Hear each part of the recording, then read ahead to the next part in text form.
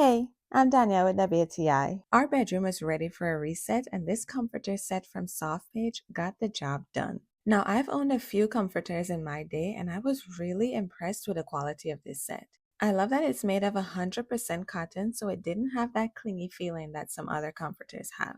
It was soft on the skin, and it felt so good to come to bed and snuggle up under here. The pillow shams are really nice to lay on too. Overall, everything is really well made. It's starting to get a little warmer where we are, and the weight of this was just right for us. It's heavy enough to feel secure, but lightweight enough that you won't sweat buckets during the night. This is the queen size, and it fit our bed perfectly all the way around.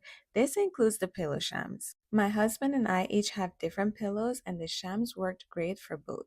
It does come vacuum sealed, so it will have wrinkles in it. My tip would be to give it a good wash and a dry. That's what I did, and when it was out of the dryer, it was nice and fluffy and wrinkle free.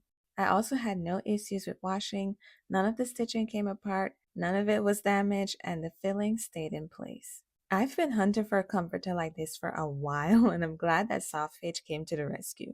That's my point of view.